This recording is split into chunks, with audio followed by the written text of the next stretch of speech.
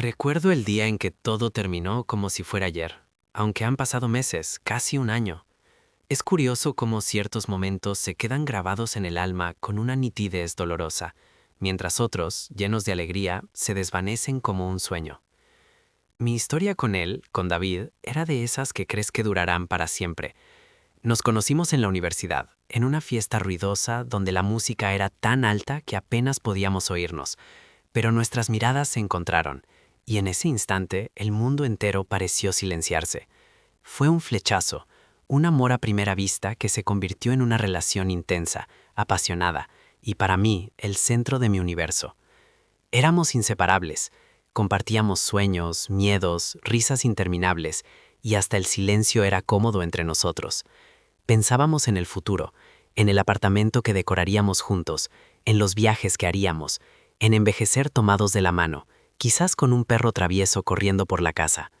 Mis amigos decían que éramos la pareja perfecta, y yo lo creía. Él era mi ancla, mi refugio, la persona que me entendía sin necesidad de palabras. Con él me sentía completo, amado de una forma que nunca antes había experimentado. Me sentía seguro, visible, auténtico. Él me había ayudado a aceptar y amar cada parte de mí, especialmente mi identidad gay, que antes había mantenido algo oculta. Con David florecí. Pero como todas las historias, la nuestra también tenía sus grietas, aunque yo me negaba a verlas. Al principio eran pequeñas, casi imperceptibles. Una discusión que duraba un poco más de lo normal, un silencio incómodo que antes no existía, una mirada que no conectaba del todo. Yo lo atribuía al estrés del trabajo, a la rutina, a cualquier cosa menos a la posibilidad de que nuestro amor se estuviera desvaneciendo. Siempre fui el que intentaba arreglarlo todo, el que buscaba soluciones, el que se esforzaba por mantener la chispa viva. Organizaba cenas sorpresa, escapadas de fin de semana, le escribía cartas, le recordaba constantemente lo mucho que lo amaba. Pero sentía que poco a poco yo era el único remando en ese barco. La distancia creció, primero emocionalmente y luego físicamente. Él pasaba más tiempo fuera, con amigos o simplemente encerrado en sí mismo. Yo me sentía cada vez más solo, a pesar de estar a su lado. La risa se fue apagando en nuestra casa, reemplazada por un pesado silencio, por el sonido de la televisión de fondo o por el tecleo de nuestros ordenadores, cada uno en su propio mundo. Mis preguntas sobre qué pasaba se encontraban con evasivas o con el típico «estoy bien, no pasa nada», pero yo sabía que sí pasaba. Mi intuición me gritaba que algo andaba mal, pero mi corazón se negaba a aceptarlo. La idea de perderlo era un abismo al que no quería asomarme. Y entonces llegó el día, una tarde gris de otoño, después de una semana de tensión insoportable. Él llegó a casa y me pidió que habláramos. Su voz era monótona, casi sin emoción. Me senté frente a él en el sofá que tantas veces había sido testigo de nuestros abrazos y nuestras promesas. Me dijo que ya no sentía lo mismo, que necesitaba espacio, que esto no funcionaba. Las palabras se clavaron en mí como cuchillos afilados. Recuerdo el zumbido en mis oídos, la sensación de que el aire se me escapaba de los pulmones. Intenté hablar, suplicar, entender, pero mi voz no salía. Solo pude asentir, con las lágrimas cayendo silenciosamente por mis mejillas. Él me miró con una expresión que no pude descifrar, una mezcla de tristeza y alivio, y se levantó. Esa noche empacó sus cosas y se fue. El vacío que dejó fue inmenso, abrumador. Sentí como si me hubieran arrancado una parte de mí, una parte vital. Los días siguientes se convirtieron en una nebulosa de dolor. No comía, no dormía, apenas me levantaba de la cama. El apartamento, antes lleno de vida y risas, ahora resonaba con el eco de mi soledad. Cada objeto me recordaba a él, la taza de café que siempre usaba, el libro que leía en la mesita de noche, el olor de su colonia que aún impregnaba algunas de mis camisas. Lloraba hasta que no me quedaban lágrimas, y luego volvía a llorar. Me sentía patético, destrozado, completamente perdido. Mis amigos intentaron ayudarme. Venían a casa, me traían comida, me arrastraban para salir a dar un paseo, pero yo era un fantasma. Les agradecía su esfuerzo, pero sus palabras de consuelo rebotaban en mi muro de desesperación. Ya pasará, eres fuerte, encontrarás a alguien mejor. Yo no quería a alguien mejor, lo quería a él. Me pasaba horas mirando sus redes sociales, buscando una señal, una pista, algo que me dijera que él también me extrañaba, que se había arrepentido. Pero no había nada, solo fotos de su vida, que parecía seguir adelante sin mí, feliz y despreocupada. Eso dolía más que cualquier otra cosa.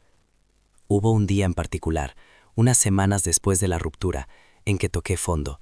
Me desperté en el suelo de la sala, donde me había quedado dormido después de una noche de llanto incontrolable. Me miré en el espejo y vi a un extraño, ojos hinchados, barba descuidada, una palidez enfermiza. No me reconocía. En ese momento algo hizo clic dentro de mí. Una pequeña voz, que había estado ahogada por el dolor, susurró: «Esto no eres tú. No puedes seguir así». Fue un momento de claridad, un rayo de luz en la oscuridad más profunda. Decidí que no podía seguir hundiéndome. Si él había podido seguir adelante, yo también tenía que hacerlo, no por él, sino por mí. El camino fue lento y doloroso, pero cada pequeño paso era una victoria. Empecé por cosas básicas: levantarme a una hora decente, ducharme, comer algo nutritivo. Luego, me obligué a salir de casa, aunque solo fuera para caminar por el parque. Me apunté a clases de yoga, algo que siempre había querido hacer pero nunca había encontrado el momento. Al principio me sentía ridículo, torpe, y mi mente seguía divagando hacia David. Pero poco a poco empecé a conectar con mi cuerpo, a sentir la respiración, a estar presente. Un amigo me sugirió ir a terapia, y aunque al principio fui reacio, resultó ser una de las mejores decisiones que he tomado. Hablar con alguien imparcial, alguien que me ayudara a ordenar mis pensamientos y emociones, fue liberador. La terapeuta me ayudó a entender que el dolor era válido, pero que no podía dejar que me consumiera.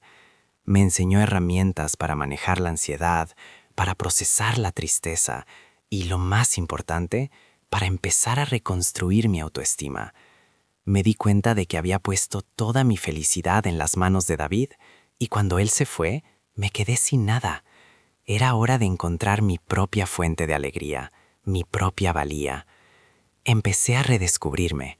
Recordé las cosas que me gustaban hacer antes de David, los pasatiempos que había abandonado.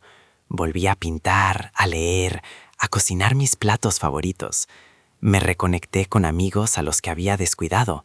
Pasaba tiempo con mi familia, que siempre estuvo ahí para mí, ofreciéndome su amor incondicional. Aprendí a disfrutar de mi propia compañía, a ir al cine solo, a sentarme en un café con un libro sin sentirme incompleto. Fue un proceso de desaprendizaje y reaprendizaje, de entender que yo era suficiente, que mi felicidad no dependía de otra persona. Hubo momentos en los que el dolor regresaba, como una ola gigante que amenazaba con arrastrarme de nuevo. Pero esta vez tenía las herramientas para surfear esa ola. Me permitía sentir la tristeza, pero no me dejaba ahogar en ella. Escribía en un diario, meditaba, hablaba con mis amigos. Aprendí a perdonar, primero a David por haberme roto el corazón, y luego, y esto fue lo más difícil, a mí mismo, por haberme perdido tanto en la relación. Comprendí que no fui perfecto, que también tuve mis fallos, pero que hice lo mejor que pude con lo que tenía en ese momento. Hoy miro hacia atrás y veo a la persona que era antes de la ruptura y a la persona que soy ahora. Soy diferente, sí, pero soy más fuerte, más sabio y, paradójicamente, más feliz. La cicatriz de la ruptura sigue ahí, un recordatorio de lo que viví, pero ya no duele. Se ha convertido en una parte de mi historia, una lección aprendida. Ya no busco desesperadamente a alguien que me complete, porque sé que ya estoy completo.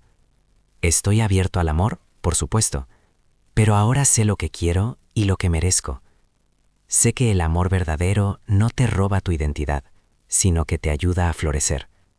Este viaje ha sido un renacimiento, un nuevo comienzo que nació de las cenizas de un dolor inmenso. No es el final de una historia, sino el inicio de una nueva, mi historia, donde yo soy el protagonista. Y por primera vez en mucho tiempo, me siento emocionado por lo que el futuro me depara. Este soy yo, Ben, y esta es mi historia de cómo me reconstruí, pieza a pieza, para encontrar la felicidad dentro de mí mismo.